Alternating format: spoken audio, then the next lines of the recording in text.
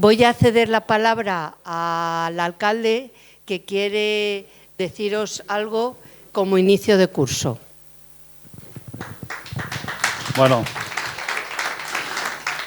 Isabel, muchas gracias. Muy buenas tardes a todos. Muy brevemente, efectivamente, todos de todos, pero no es una anarquía. Es decir, aquí hay que tener un orden y un consenso para que todos los espacios los podamos ocupar, pero con un orden y con una programación. Y la verdad es que cuando estuvimos otro día con Isabel y viendo pues toda la programación, todo lo que se hace de la Universidad Popular, lo primero que tengo que hacer es a ella, en persona como presidenta, y a todos los miembros de la Junta de la Universidad Popular, daros las gracias por el gran trabajo que estáis haciendo. Complementáis muy bien toda la actividad que desde la Concejalía de Cultura se está haciendo, charlas, conferencias. Lo iremos también, siempre vamos al final del curso para ver todos los talleres de fotografía. Son muchos los espacios, es decir, las vaquerizas donde hacéis talleres de fotografía o el centro cultural, es decir, que estamos ahí siempre a vuestra disposición, pero también hay muchas asociaciones, muchos colectivos, muchos clubs, que bueno, que todos se reparten el espacio efectivamente municipal para que haya eso, mucha vida cultural en Tres Cantos, y que es un placer poder inaugurar este nuevo curso. Espero y deseo que sea muy positivo, que nos anime, ¿no?, a vivir la cultura y a disfrutarla y sobre todo a hacerla. Y vamos a transmitiros que venimos un poco deprisa porque Antena 3, como sabéis, hace 4 años nos adherimos a esa campaña que tiene de la lucha contra la violencia de género, y bueno, hemos presentado un proyecto y vengo ahora de Antena 3 que nos han dado un reconocimiento a todos los vecinos por esa lucha que hacemos contra la violencia de género, y hay que seguir trabajando en esta línea. Y Isabel, a ti, pues eso, a ti y a todo tu equipo, ánimo a seguir trabajando por la cultura en Tres Cantos. Hacéis un gran trabajo, animáis a la gente a salir de casa, a relacionarse, a hacer lo que os gusta, y por supuesto seguís contando con nuestro cariño, todo nuestro apoyo y todos los espacios para que podáis seguir haciendo vuestra actividad. Un saludo, porque no conocía a Álvaro, que me ha contado que fue concejal en su momento de Tres Cantos. Luego a lo mejor os lo cuenta si ve oportuno. Así que muchísimas gracias también por venir. Es vecino de Tres Cantos, por lo tanto está en su casa. Enhorabuena a todos, que paséis una magnífica jornada, un magnífico curso, y que nos vamos viendo, ¿vale? Muchas gracias, y os cedo ya con la palabra con César. Muchas gracias, señor alcalde. Quiero presentarles a Álvaro Soto Carmona. Él ha estado ya varias veces con nosotros, nos ha dado varias conferencias, entre las que destacan Historia del Trabajo, Autoritarismo y Democracia, la crisis de la democracia, y también el 40 aniversario del golpe de Estado en Chile. Hoy nos tendrá la charla sobre la revolución y la transición de la democracia en Portugal en 1974 hasta el 82. Todos sabemos que el 25 de abril de 1974 pues, fue la tercera ola de democratización en Portugal. Los militares jóvenes fueron los que tomaron la iniciativa gracias a los problemas que tenía Portugal en ese entonces, principalmente con sus colonias como era Angola y Mozambique. Álvaro fue profesor de la Universidad Autónoma de Madrid y ha publicado también varios libros, entre ellos El trabajo industrial en la España contemporánea de 1974 a 1936, y también ha hecho muchas publicaciones sobre este tema en distintas revistas especializadas, tanto nacionales como internacionales. También ha realizado estudios sobre la transición democrática en España, y de este tema pues también tiene muchas publicaciones en revistas especializadas y ha tenido muchas ponencias. Él ha sido profesor de varias universidades, entre las que destaca la que he comentado, la Universidad Autónoma de Madrid. También ha trabajado en la Universidad de Washington y ha sido merecedor de varios premios, entre los que destaca ser finalista del Premio Nacional de Historia en el 2006. Bienvenido, Álvaro, y todos tuyos.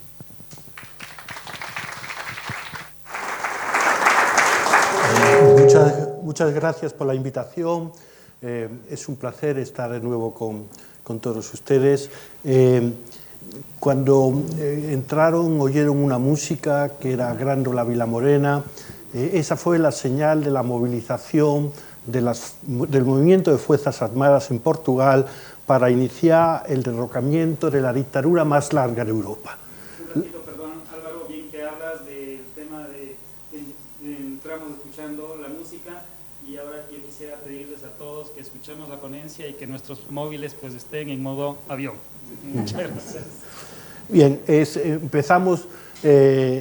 se acabó con la dictadura más larga de Europa, que había empezado nada más ni nada menos que en 1926.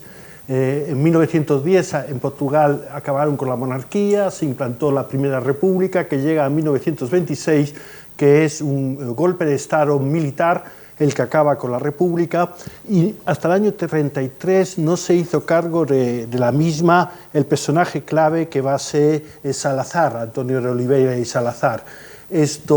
La importancia de la transición-revolución, porque a diferencia de la española, que es una transición, en Portugal hubo una fase revolucionaria, igual que sucedió en Nicaragua en su momento, y la importancia es que inaugura un ciclo.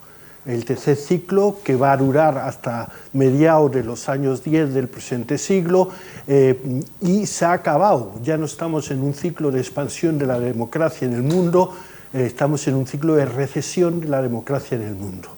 Con lo cual hay que reflexionar sobre esa situación. Con el golpe de Estado de Portugal se pone fin a la dictadura. Pocos meses después cae la dictadura de los coroneles en Grecia, y a final del año 75 muere Francisco Franco y se inicia el proceso de transición en España. Con lo cual, en un corto periodo de tiempo, las tres dictaduras del sur de Europa pusieron fin y se iniciaron procesos de democratización que continúan con más o menos calidad. ¿Qué es lo que vamos a ver? ¿Y qué es lo sorprendente de Portugal? Primero, las transiciones son procesos de naturaleza política, no de naturaleza económica ni social. Esos son revoluciones. Aquí, en España, cuando hicimos la transición, no se varió la política económica que venía definida desde el plan de estabilización, y las transformaciones sociales fueron en los años 60. Por tanto, lo que hubo un cambio de un gobierno autoritario, no democrático, a un gobierno democrático durante el proceso de transición. Esas transiciones pueden ser reformistas o rupturistas. Reformistas son aquellas que mantienen los aparatos de Estado de la dictadura. El caso más claro es España, pero también Chile, donde no hubo depuraciones y se mantuvieron pues, los altos mandos militares, la judicatura, o se mantuvo también a los responsables de violaciones de derechos humanos habidos durante la dictadura. ¿Por qué? Porque en España se apostó por la reconciliación con la ley de amnistía del año 77.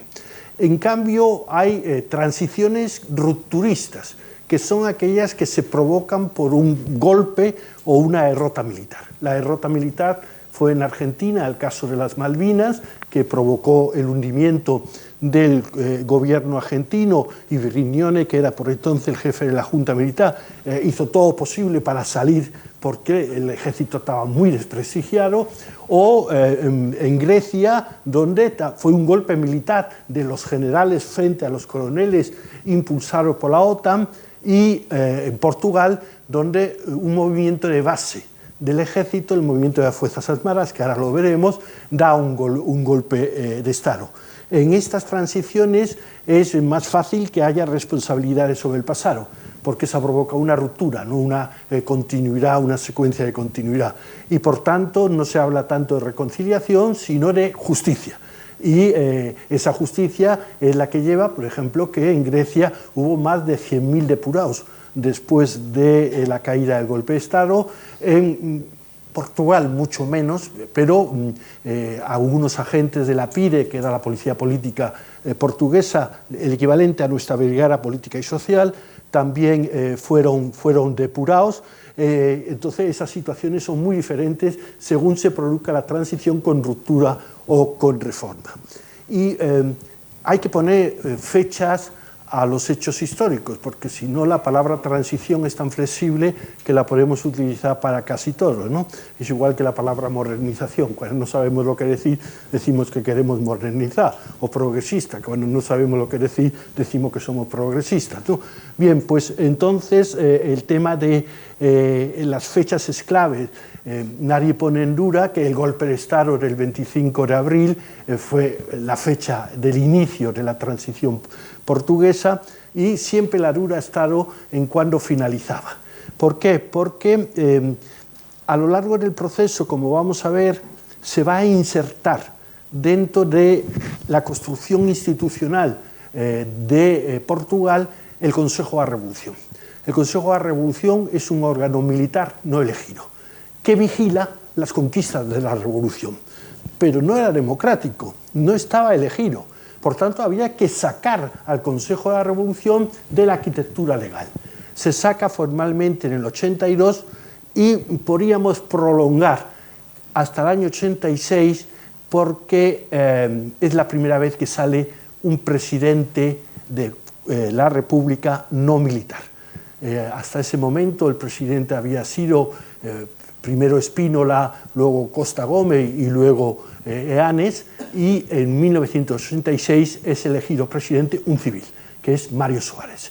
Por tanto, ahí hay un proceso que podríamos situar en una o en otra fecha. La del 86 siempre es muy golosa porque también coincide con la adhesión de Portugal junto a España a las comunidades económicas europeas, y algunas veces se utiliza para el caso de España. En el caso de Portugal, la dictadura, esta es la imagen de Salazar, es una dictadura del periodo entre guerras. Yo soy de los que pienso, y así se lo explico a los estudiantes, que la Primera Guerra Mundial no acaba con Versalles, sino acaba con la Segunda Guerra Mundial. Es decir, es una misma guerra mundial donde el periodo entre guerras, que lo denominamos así, es un periodo de guerras civiles. Nosotros vivimos una especialmente intensa, pero no solo nosotros, Yugoslavia también la vivió, Grecia también la vivió, etc.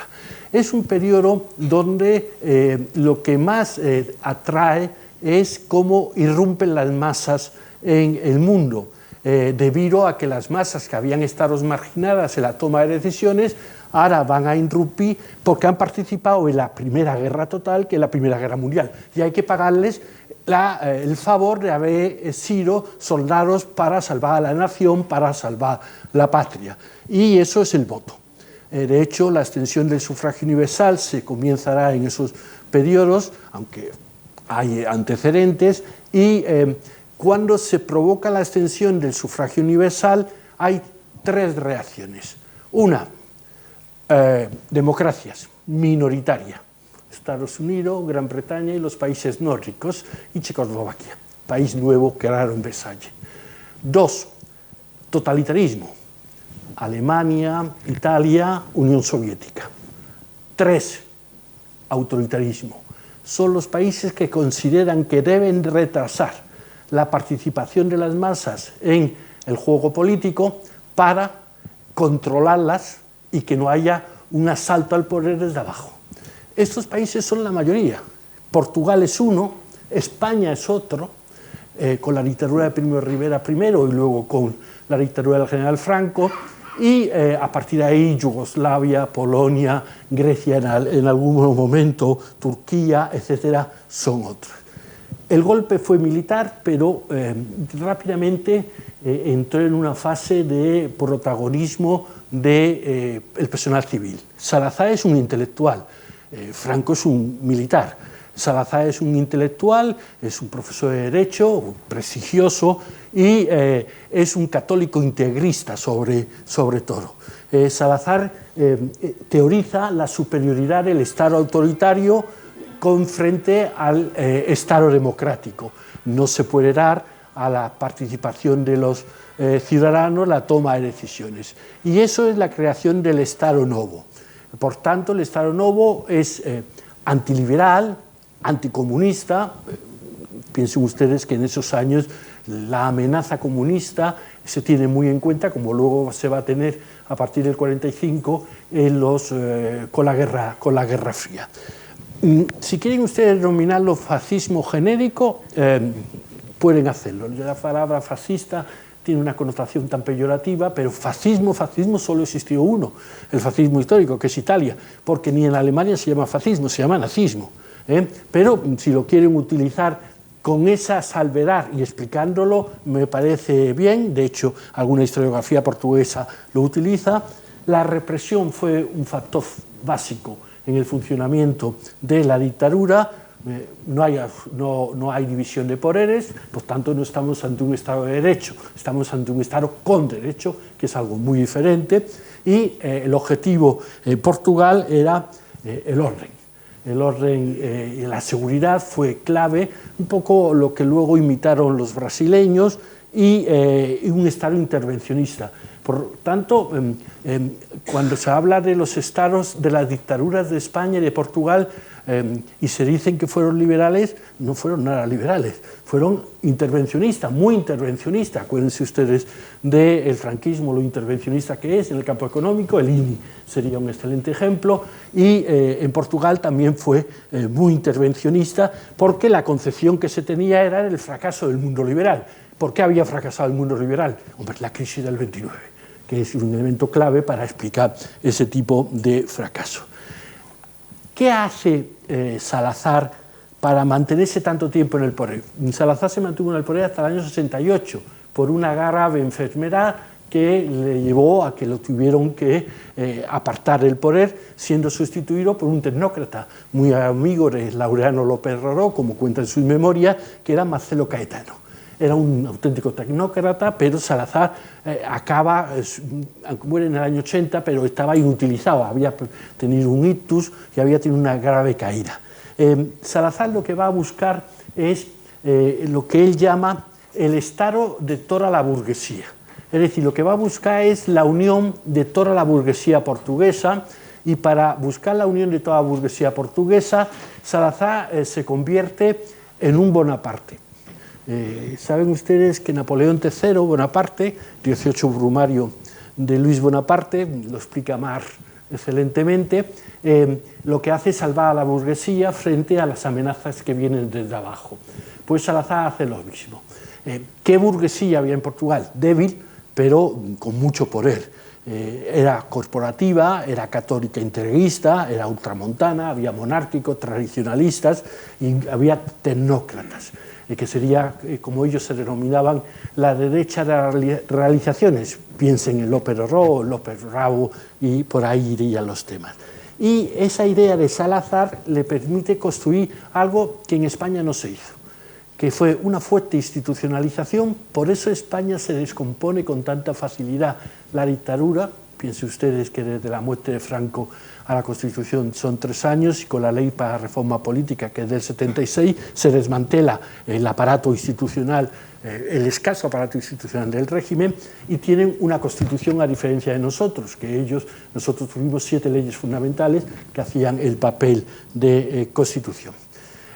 Portugal sí participa en la Segunda Guerra Mundial, aunque aparece al principio con la neutralidad, pero Portugal era históricamente aliado de Gran Bretaña, y por tanto Gran Bretaña, los barcos ingleses, británicos que estaban en el Atlántico, reparaban y se suministraban en los puertos portugueses.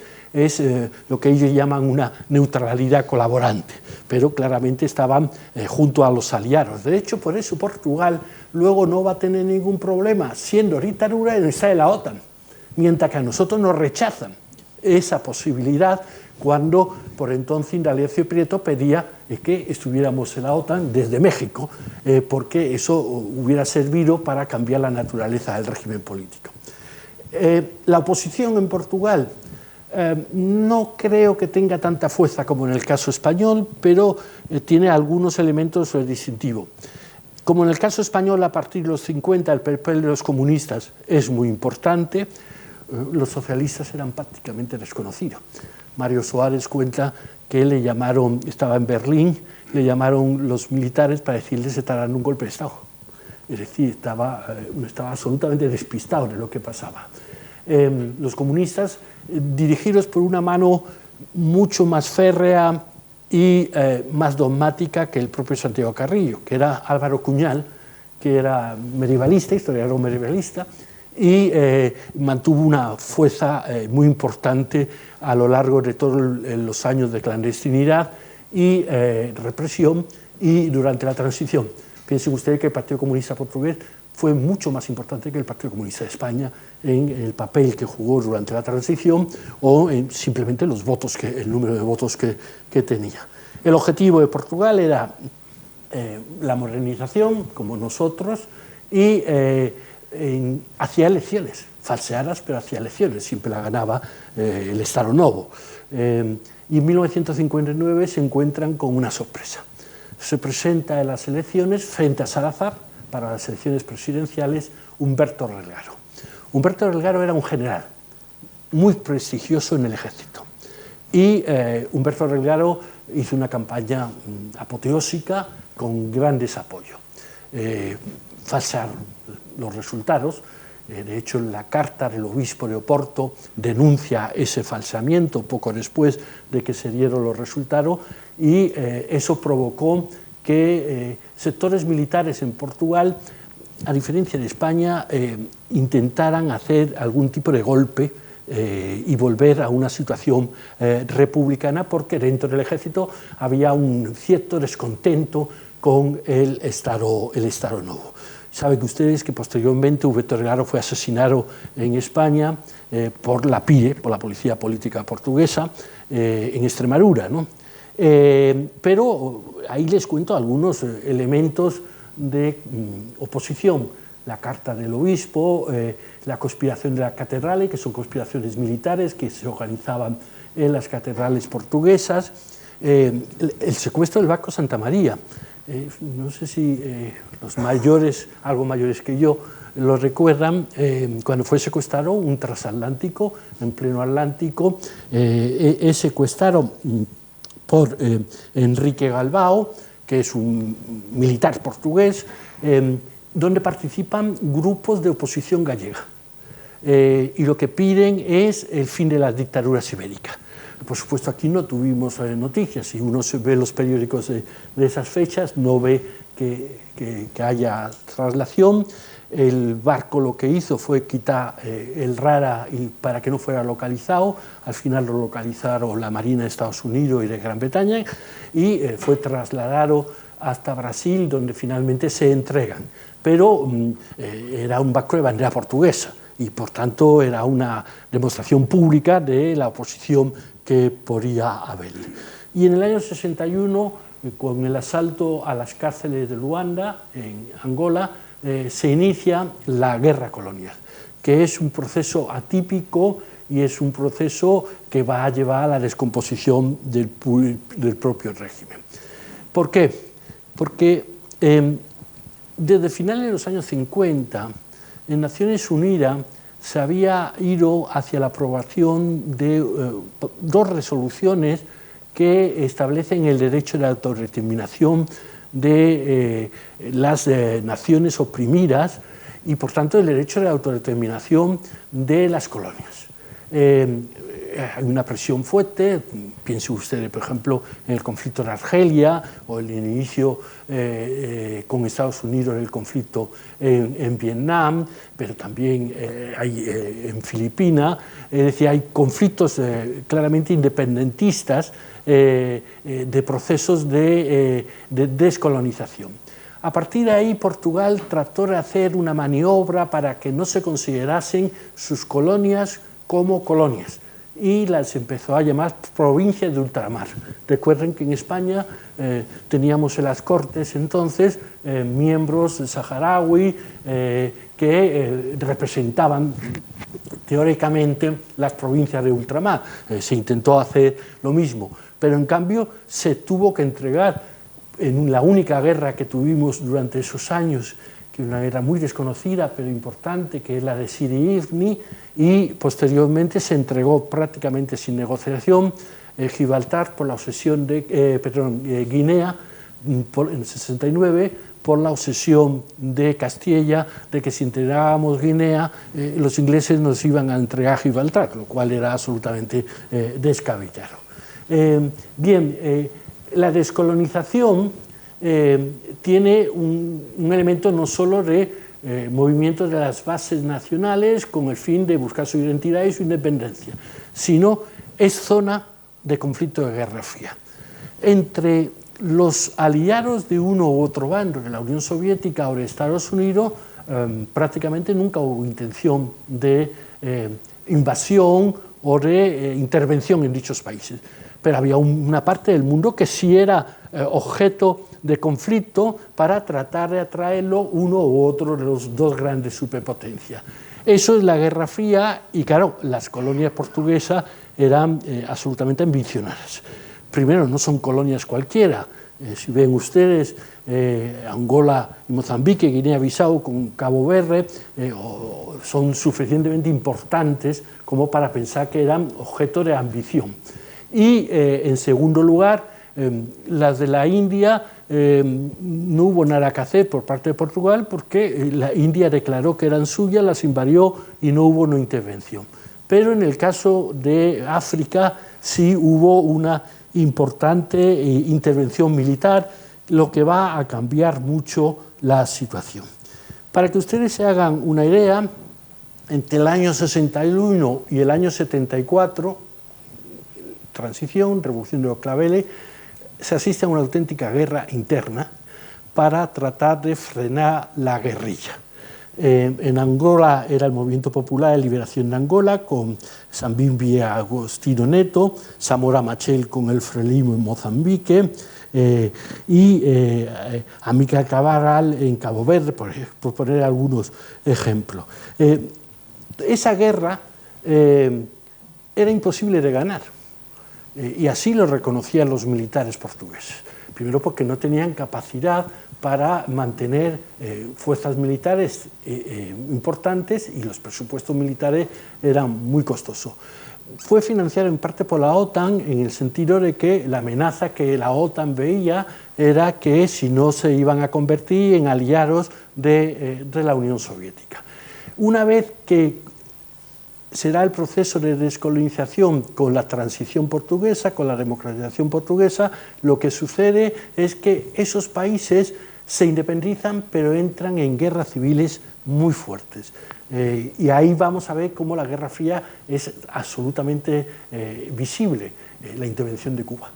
La intervención de Cuba a favor de Angola y de Mozambique. Fidel va en algún momento, se desplaza hasta allá, ha sido estudiado el tema en los archivos de La Habana, y también la intervención de Sudáfrica, diríamos en el lado contrario, porque para Sudáfrica era una amenaza que hubiera países marxistas en sus fronteras nortes. Por tanto, la Guerra Fría le condiciona tanto en el proceso de descolonización como en el proceso de independencia y no consiguieron estabilidad. Mozambique es uno de los países más pobres del mundo, Angola tiene más interés, pero en Angola intervinieron directamente las fuerzas sudafricanas, igual que intervinieron directamente las fuerzas cubanas. Una vez que se produce la incapacidad de Salazar, en el año 68, llega Marcelo Caetano, también es un hombre de derecho, de leyes, y comienza un proceso de liberalización. No se llevó a cabo el proceso de liberalización, son como los tecnócratas, es un tecnócrata español, y el gran problema, la sangría la tenían en la guerra colonial, eran incapaces de dar una solución política a lo que tenían que buscar, que era una solución política y no una solución militar. Y van a aparecer jóvenes en torno a Marcelo Caetano. Y esto lo digo para que hagan ustedes una reflexión y una comparación. Jóvenes como Sá Carneiro, que es muy importante, o Pinto Balsemão, que también va a ser luego presidente del gobierno, son nuestro Adolfo Suárez, o nuestro Martín Villa, o nuestro Rosón, es decir, jóvenes del régimen que luego son claves en los procesos de cambio político. También los hubo en Portugal con estos personajes, y en los años 60 y 70 el descontento en las fábricas y en las universidades fue cada vez más. Llamaba la atención en Portugal que el Partido Comunista Portugués no tenía el control de la izquierda. era el mayoritario, pero había organizaciones maoístas especialmente fuertes, alguna trotskista, pero el peso del maoísmo, la figura clave es Otelo Saravia de Carvalho, era muy fuerte, por tanto, digamos, la radicalización hacia la izquierda era mayor de la que pudo haber en otros países como el caso español. La discrepancia entre los militares se dio con la aparición del libro Portugal y el futuro. Portugal y el futuro es un libro de Antonio Spínola, que era general, la figura que tienen ustedes abajo. Antonio Spínola era muy conservador, ¿no? Aunque va a ser el primer presidente de la Junta de Salvación, que es el gobierno provisional, esto muy conservador y no pensaba ni mucho menos en la independencia de las colonias. Lo que pensaba era en federalizar las colonias con respecto a la metrópoli. ¿Por qué? Porque para Portugal las colonias eran absolutamente importantes, era decir, una fuente de riqueza, una fuente de presencia en el mundo. Ustedes piensen que estoy hablando de Portugal y muchas veces decimos que es un país pequeño. Portugal ha tenido 3 imperios. Ha tenido el imperio asiático, el imperio africano y el imperio americano. Es decir, ha tenido una potencia enorme y es un país con enormes posibilidades. Bien, en esta situación lo que se produce es que algún alto mando del ejército comienza a discrepar con la línea oficial y aparece el movimiento de Fuerzas Armadas. ¿Quién es el movimiento de Fuerzas Armadas? Necesitan mandos militares. No tienen capacidad para la formación de dichos mandos en las academias militares portuguesas, porque nadie quiere ir. Entonces hacen algo parecido a lo que fueron nuestros alféreces provisionales durante la Guerra Civil, que luego se reincorporaron al ejército, que eran aquellos universitarios que querían, se les pagaba, se les daban una serie de ventajas, podían incorporarse al ejército con el grado de teniente capitán. Y ellos serían los responsables del mantenimiento de la guerra. Claro, el problema es que estos universitarios no tenían una mentalidad cerrada y castrense como el ejército tradicional. Eran mucho más innovadores y modernizadores por su tipo de formación. Y estos universitarios lo que se plantean con las condiciones de brutalidad, tortura, auténticos masacres que se producen durante la guerra colonial, lo que se plantean directamente es acabar con el régimen político y 2 líneas de actuación: democratizar y desarrollar. Democratizar el sistema político y desarrollar el país desde el punto de vista económico. Lo llamativo es que dentro de estos militares nuevos que se van incorporando a las Fuerzas Armadas, hay gente muy vinculada a la izquierda. El general más representativo era Vasco Gonçalves, que era cercano al Partido Comunista. Al Partido Socialista estaba Melo Antunes, o a los maoístas Otelo Saravia de Carvalho. Es decir, había una variedad política mucho más importante de lo que aquí pudimos pensar o nos ilusionamos equivocadamente con la UMERE. No tiene nada que ver con la UMERE. La UMERE fueron pocos y fueron desmantelados en muy pocos meses. Estaban infiltrados desde el primer momento. El movimiento de Fuerzas Armadas no tuvo esa rémora, ese problema que sí tuvo la UMERE. El movimiento de Fuerzas Armadas es el auténtico protagonista del golpe. Estoy hablando de golpe.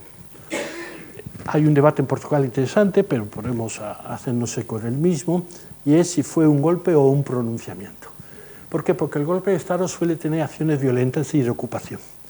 El pronunciamiento no. El pronunciamiento se pronuncia el general o el coronel o quien corresponda y el gobierno cae y inmediatamente es ocupado por aquellos que se pronuncian. Cuando Primo de Rivera se subleva en el año 23, no saca los tanques a la calle. Cuando Primo de Rivera se subleva, esa tarde va a inaugurar la Feria del Mueble a Montjuïc. pero le ha dejado bien claro a Alfonso XIII que esto se acaba, aunque Alfonso XIII estaba implicado en la conspiración. En su momento el gobierno no tiene nada que hacer y dimite. No hubo choques entre las fuerzas armadas portuguesas, no hay violencia entre los que se sublevan y los que no se sublevan. Hay una película sobre el 25 de abril que se ve muy bien esa posición, cuando se ve quién se ha sublevado, son mayoría, pues directamente los que estaban a favor del régimen autoritario, pues se retiran a los cuarteles. Por tanto, podría ser más un pronunciamiento que un golpe de Estado, pero en todo caso da igual, porque lo que nos da es que se acaba el régimen autoritario. Y se acaba el régimen autoritario y se produce una ruptura. Una ruptura que es importante, porque aquí es difícil, es imposible hablar de ruptura. En Portugal sí se dio. Dimitió Américo Tomás, que era el presidente de la República, era un militar, y Marcelo Caetano, que era el presidente del gobierno, que era realmente quien mandaba. Y ambos se exiliaron, por tanto salieron fuera de Portugal. La Cámara Corporativa, la Asamblea de la República, el Consejo de Estado, etcétera, fueron disueltos. Y se formó la Junta de Salvación Nacional, es el gobierno provisional.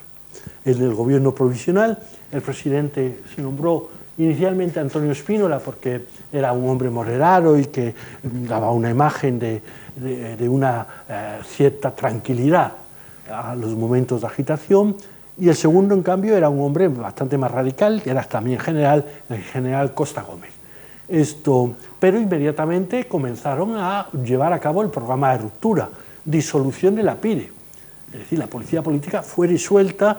Esa es de las pocas imágenes que hay, la que tienen ustedes arriba, de la detención en la calle de policías de la PIDE. Lo más interesante para los historiadores, pero también para ustedes, es que el archivo está abierto. Sabemos quiénes eran, sabemos cómo fueron detenidos, sabemos cómo fueron expulsados. Muchos de ellos vinieron a España o se fueron a Brasil, que era la solución que había. Pero era una pieza fundamental, la disolución de la policía política. Los presos políticos se liberaron, no había mucho, no tiene comparación con España.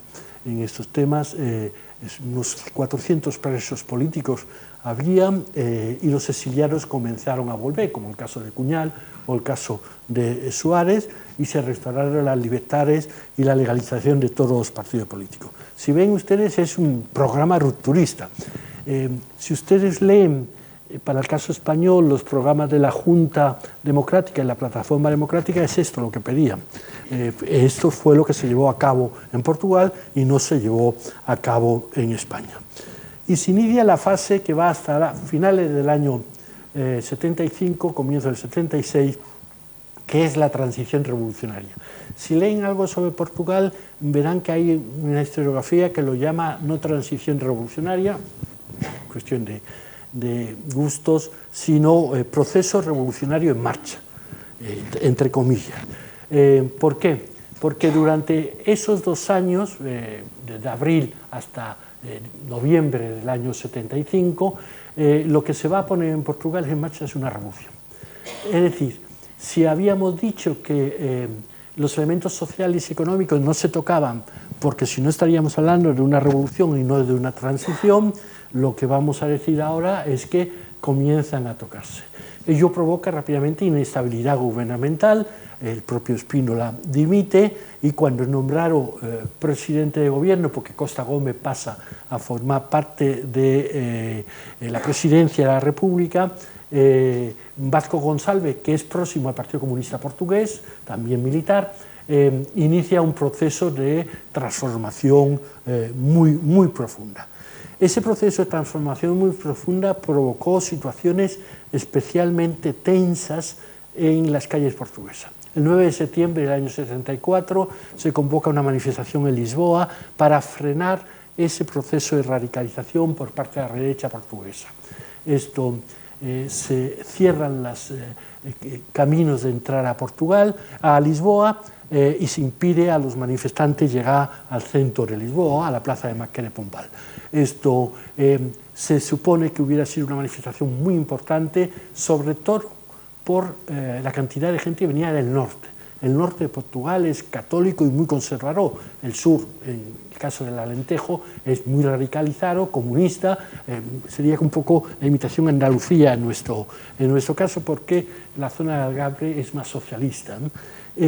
Bueno, en esa situación Spínola ya había dimitido y asistimos a lo que aquí nos asistió: nacionalizaciones bancarias, nacionalizaciones de seguro, de empresas de transporte, de comunicaciones, también se pusieron en marcha la ocupación de tierras, sobre todo en el Alentejo, la ocupación de fábricas, diríamos, se tomaron como si fueran de control obrero sobre las mismas, o las juntas de vecinos tomaban las viviendas y ocupaban las viviendas porque era uno de los problemas que existía. Esto no hay antecedentes en otro país, es decir, la transición toma una trayectoria social muy profunda, de transformación económica y social, y origina enfrentamiento entre los partidos, mayoritariamente entre los partidos de izquierda. Piensen ustedes que ese enfrentamiento, quien lo resolvió finalmente es el Partido Socialista, a favor de Occidente, no a favor de la transformación revolucionaria que se pretendía. Es decir, el papel que va a jugar el Partido Socialista, igual que en España, igual que en Grecia, son tres personajes claves: Suárez, González, Papandreou. Las tres transiciones que hemos citado fue de moderación de los procesos políticos que se estaban dando y de evitar la radicalización que se daba a su izquierda. Claro, es que en Portugal el problema que tenían es que la izquierda era mucho más poderosa que en España. Ustedes piensen que en España la extrema izquierda, y denomino extrema izquierda desde el PCE hacia la izquierda, nunca llegó a superar el 3% de votos, en ningún momento, durante los años de la transición. Y el PCE estuvo en torno al 9, al 10%, en Portugal vamos a ver al PCP en algún momento con el 18%, es decir, con una situación mucho más diferente y más importante que en España. Y se produjo un hecho que tiene su interés, sobre todo para los sindicalistas. Los comunistas se hicieron con el control sindical y organizaron una sola central sindical, la llamada Intersindical. La CGT portuguesa o Intersindical es un sindicato único que estaba controlado por el Partido Comunista. No sé si recuerdan ustedes en España cuando se hablaba del acoso, de la Central Obrera Sindical, la Coordinación Obrera Sindical, que era que Comisiones Obreras quería el control en una asamblea constituyente de todo el mundo sindical, a lo que se negó Nicolás Redondo con la UGT y el gobierno de Martín Villa, con Martín Villa claramente favoreciendo a la UGT para que el Comisiones Obreras tuviera una competencia en el mundo sindical. El modelo de comisiones era el modelo de la intersindical portuguesa, que con el tiempo tendió a debilitarse por el auge de los socialistas en el mundo político, pero que mostraba también un poco los reflejos, las miradas encontradas que hay en el proceso de transición portuguesa y el nuestro.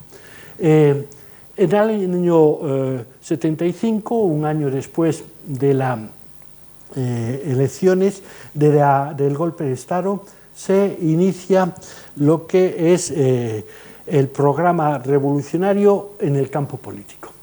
Y cuando se inicia la nueva Constitución, porque al año se celebraron elecciones, se establece el Consejo de la Revolución.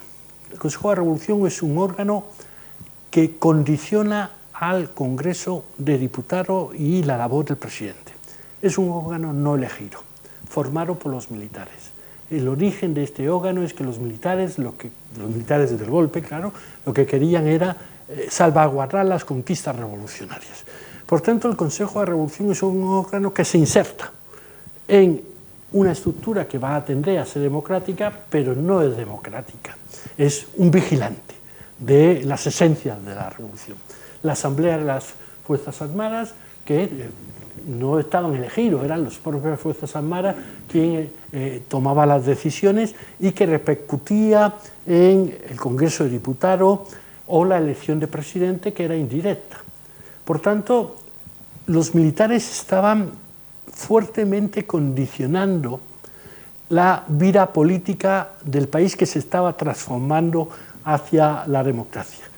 Incluso cuando se declaran como movimiento de liberación, pues ya adquieren un salto desde el punto de vista del lenguaje político, en el sentido de que hablaban de la transformación socialista de la sociedad portuguesa. Y así va a figurar en la Constitución primera que hay en Portugal, aunque luego han retirado este tipo de afirmaciones porque no tenía cabida en una constitución dentro del mundo occidental, que era donde estaba Portugal.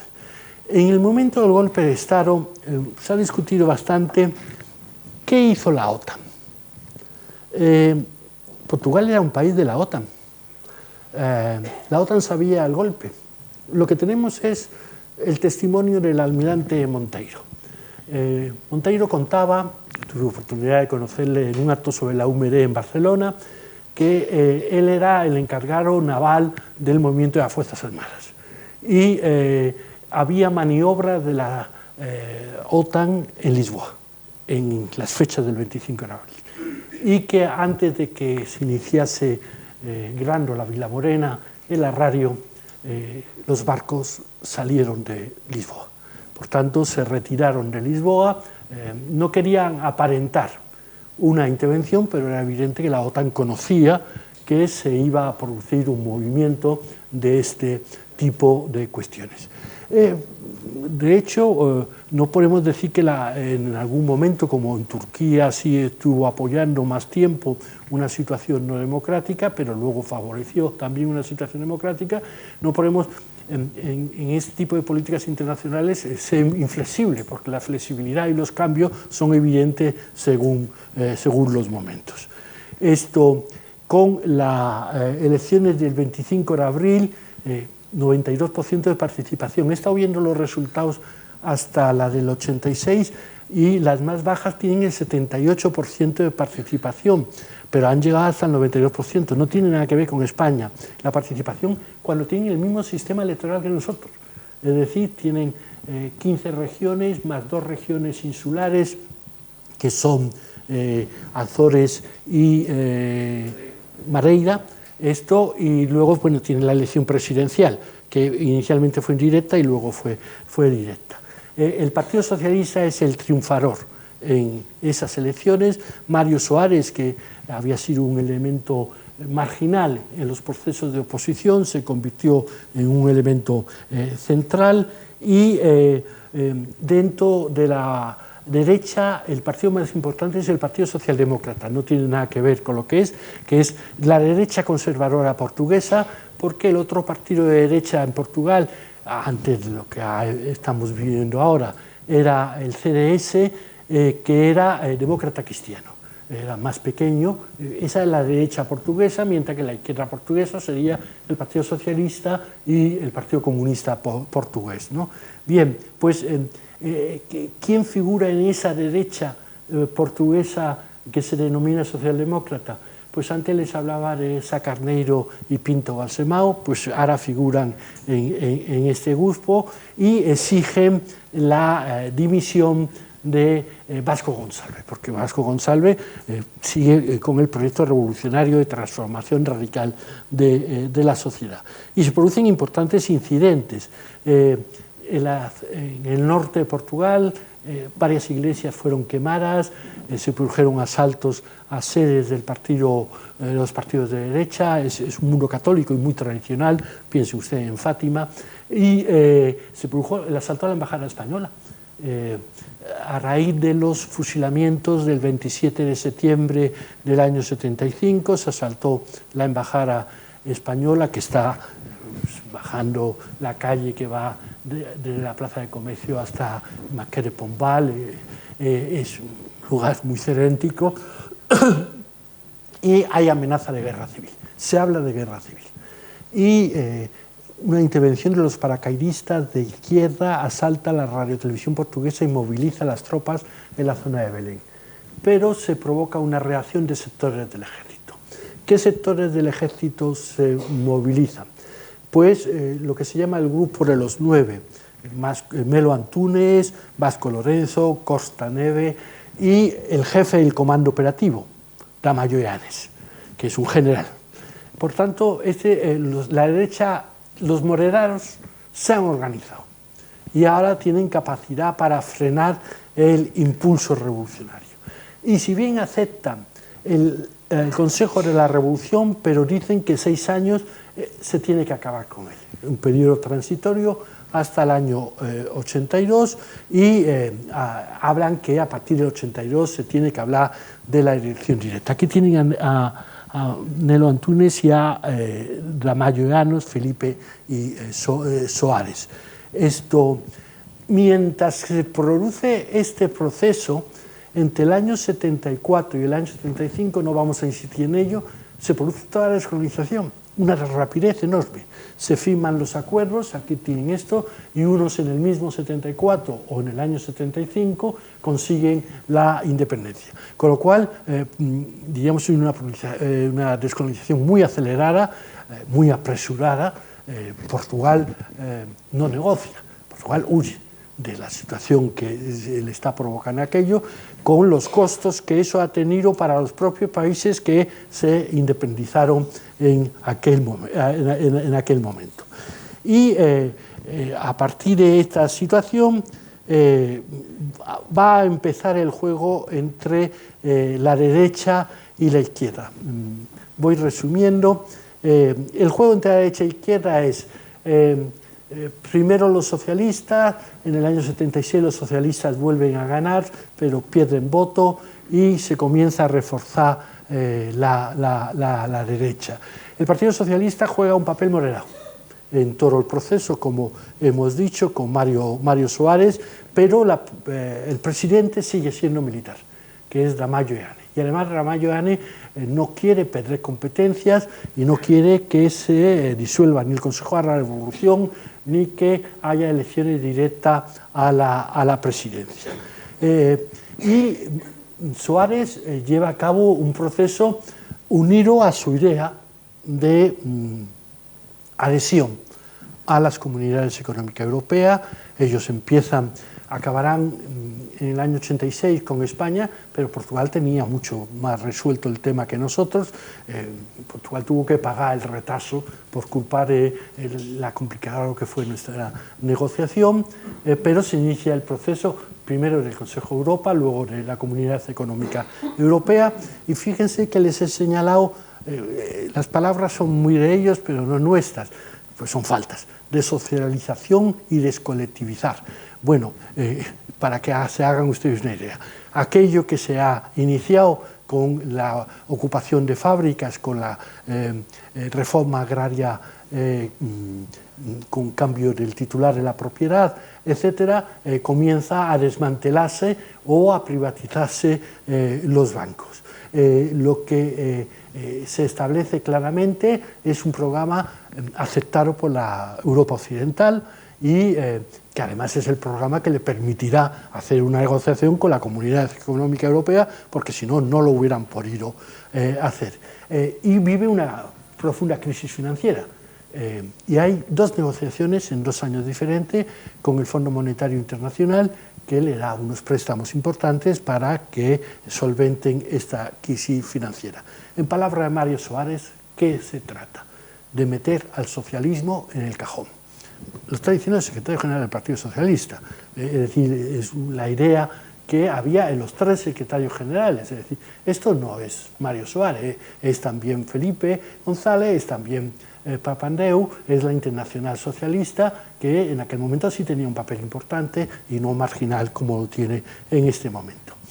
La alternancia en el poder va a llegar con la formación de la Alianza Democrática, que es la formación del PPD y el CDS, con Sacarneiro a la cabeza, con una situación cada vez más compleja, y Sacarneiro se convierte, los portugueses hablan de Sacarneiro como Adolfo Suárez, con un papel parecido. Sacarneiro venía del régimen y esas miradas encontradas que tenemos, y Sacarneiro se convierte en un líder importante.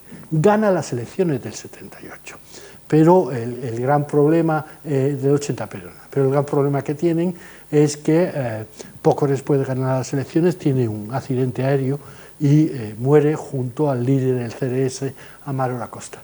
Hay una polémica si fue un atentado o no fue un atentado. Yo entro bastante poco en las historias conspirativas porque no me gustan mucho. No hay una demostración que se pueda decir que fue un atentado. Evidentemente fue un golpe para la derecha portuguesa, que perdió los líderes, sobre todo el caso de Sacarneiro, más importante. Y Eanes fue reelegido presidente con el apoyo de los socialistas. Los socialistas, como habían perdido las elecciones, estaban en una situación más a la defensiva. Y en el año 82 se da la revisión constitucional.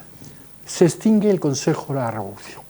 Con lo cual, la incertidumbre que marcamos en el comienzo, de que hay un órgano inserto en la estructura política no elegido, desaparece.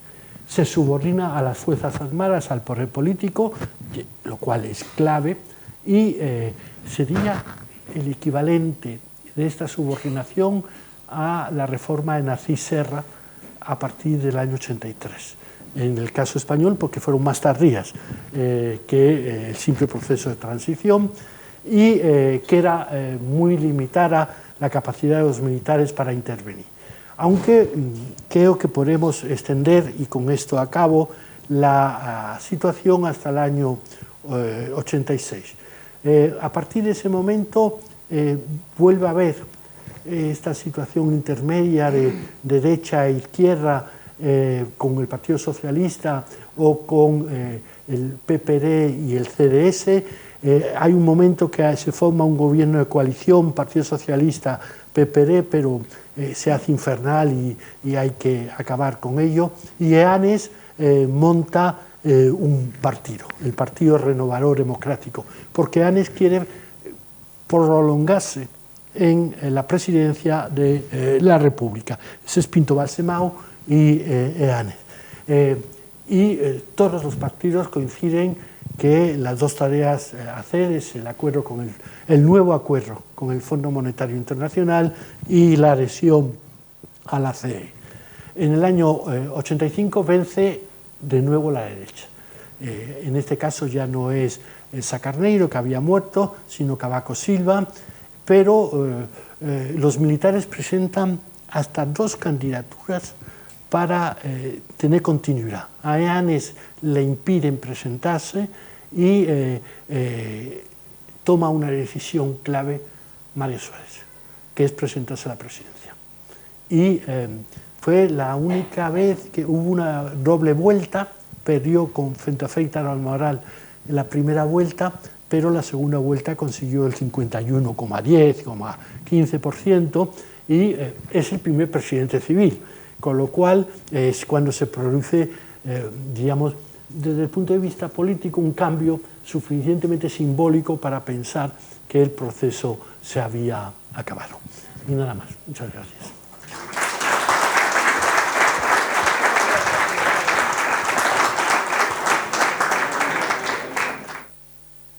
Muy bien, Álvaro. ¿Se escucha?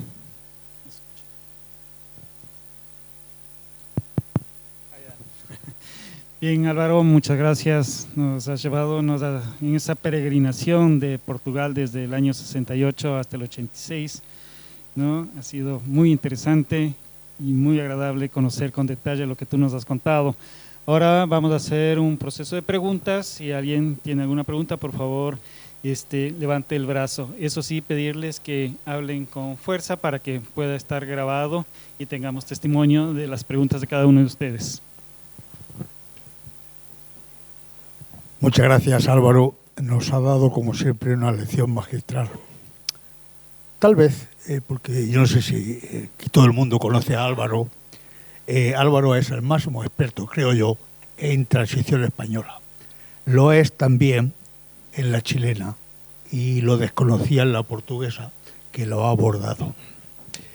Ya que estoy en uso de la palabra, Álvaro, voy a hacer dos cuestiones, o formular dos cuestiones. La primera es una, no sé si lo he entendido bien, es una precisión. Creo haberte oído al principio de tu charla de que las transiciones son políticas. Perdón, ¿no se escucha bien? Ahora te he entendido. Ahora, perdona. Te he escuchado, me ha parecido que has dicho que las transiciones eran políticas. Yo, si es cierto eso, estoy en desacuerdo. Las transiciones son políticas, son económicas y son mentales. Tú recordarás, Álvaro, que en el año 2005 yo te escribí un correo de Rumanía, donde estaba, y te dije, Álvaro, cuando quieras observar una transición global, vente aquí, porque se han producido las tres: la política, la económica y la mental. Y allí era básico, porque era toda la desmembración del Imperio Soviético. En España hicimos la transición económica antes que la política. Todo el plan de estabilización es el inicio de la transición económica, después viene la transición política, pero no teníamos que debatir la transición económica, la teníamos hecha. O la teníamos muy hecha, hombre, vienen los pactos de Moncloa, viene la Constitución, pero estaba muy hecha. Esta sería la primera cuestión, que no sé si estoy en lo cierto o no. La segunda cuestión está relacionada con España y Portugal. Son dos países que han estado de espaldas hasta el ingreso de ambos en la hoy Unión Europea. ¿Qué es lo que sucedía? Bueno, España tenía como meta, desde el siglo XIX, tenía a Europa como modelo económico y como modelo político. Portugal no. Portugal ni siquiera hasta los años 70 lo tenía. Estaba liado en su imperio, en sus guerras, como has relatado, y era un país que se estaba empobreciendo tremendamente. La revolución, que tú nos has contado, yo creo, esto es una hipótesis que habría que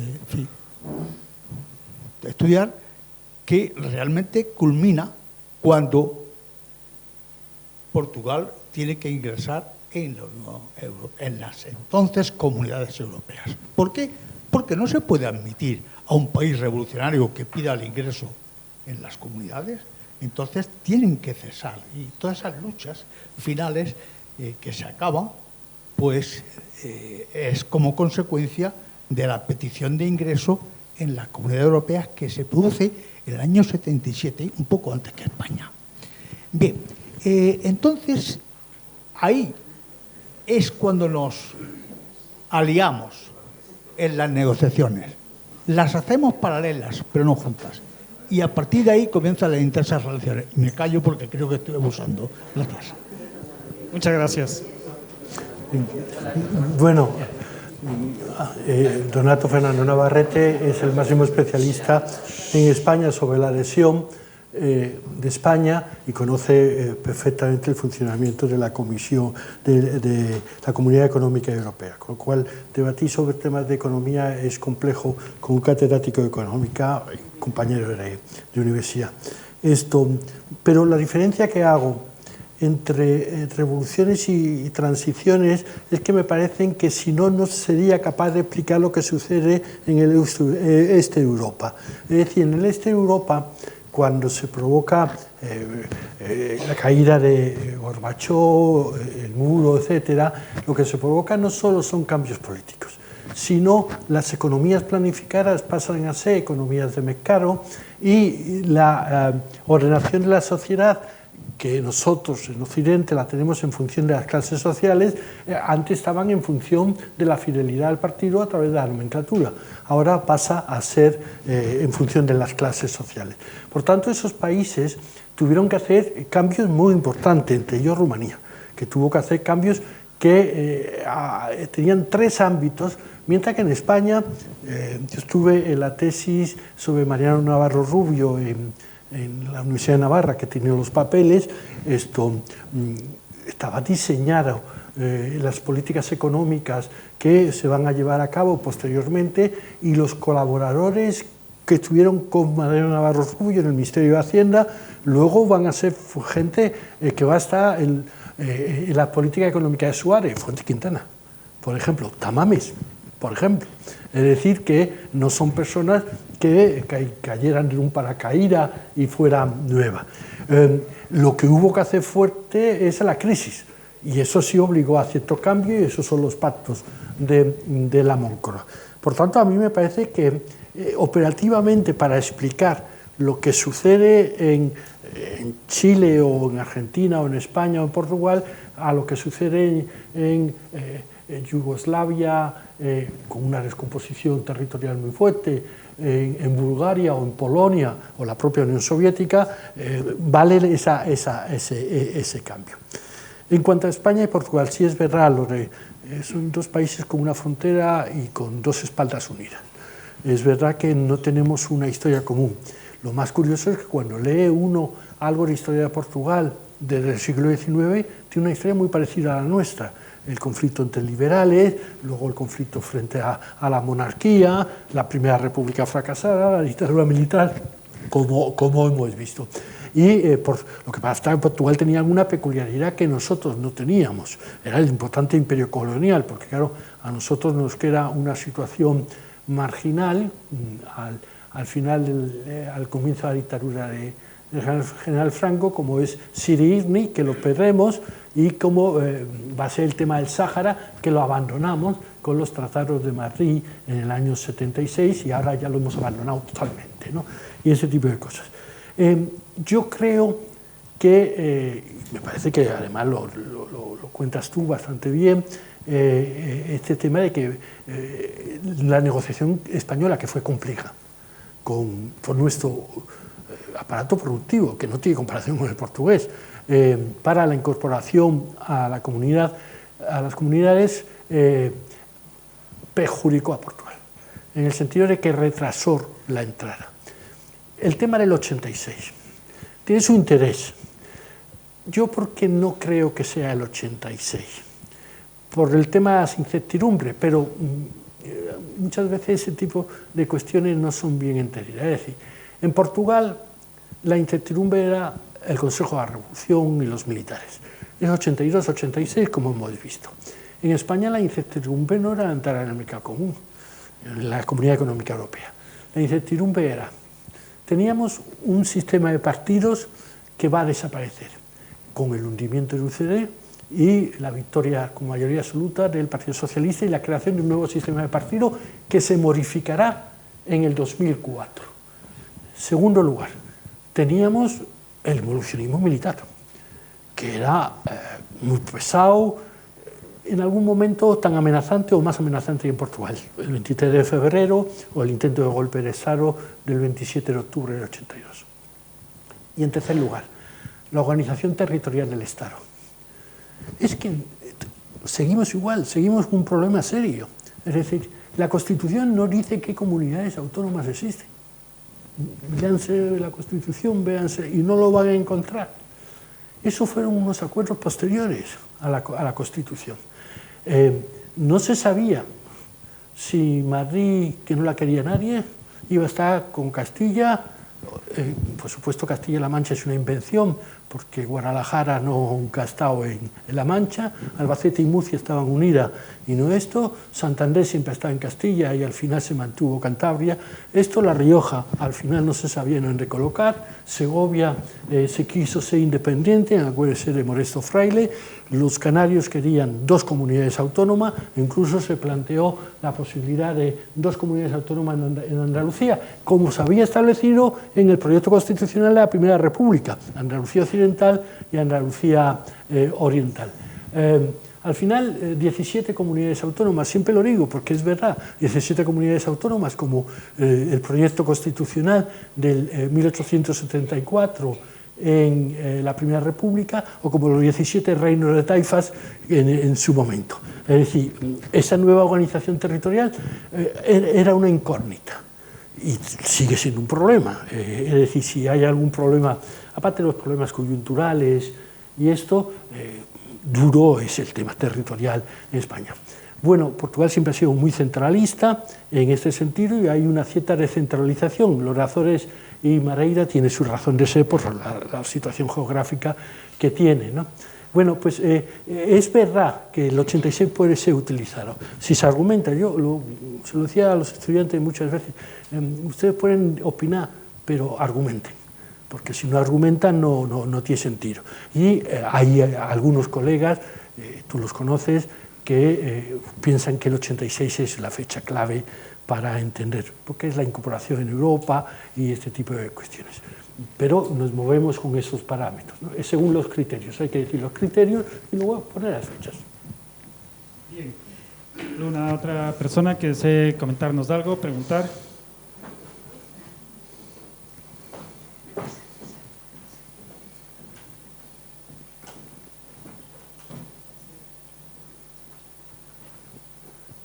A ver, no sé, ¿se me escucha bien? Bueno, muchas gracias por la conferencia. Y tenía una duda porque justamente ahí en ese gráfico habla de elecciones legislativas y elecciones presidenciales.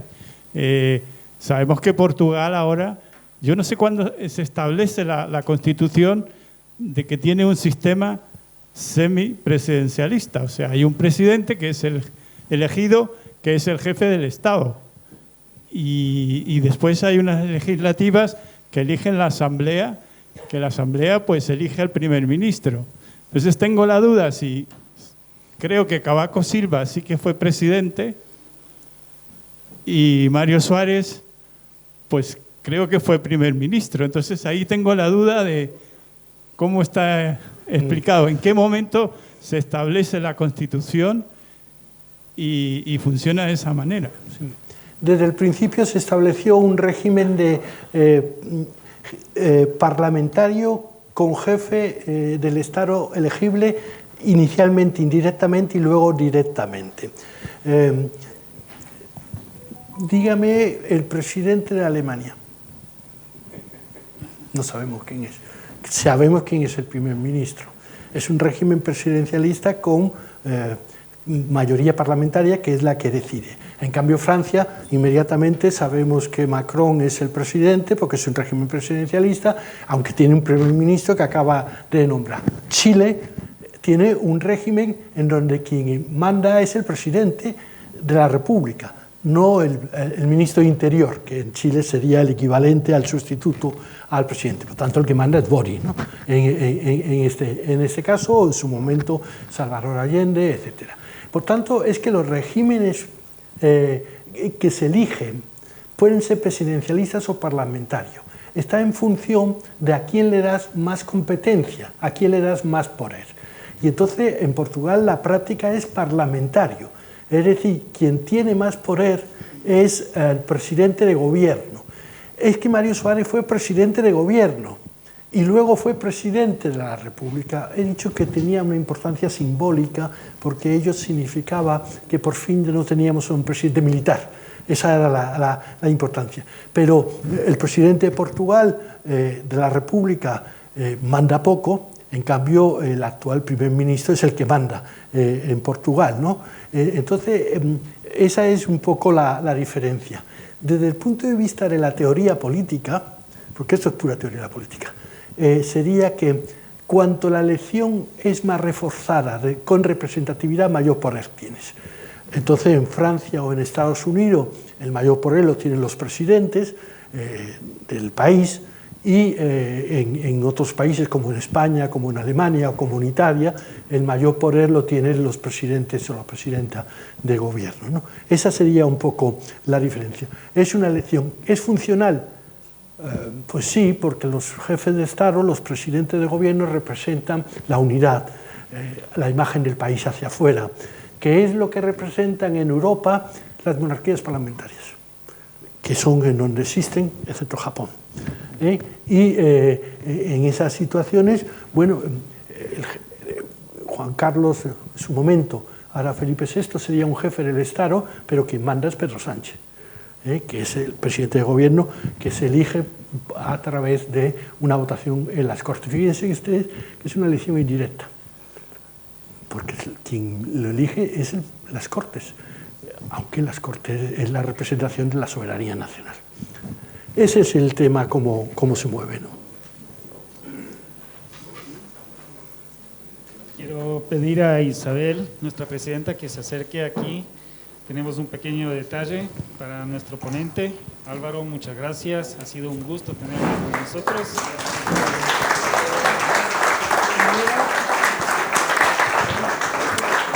Muchas gracias. Gracias a vosotros. Lo más importante para nosotros es este diploma. Muy bien.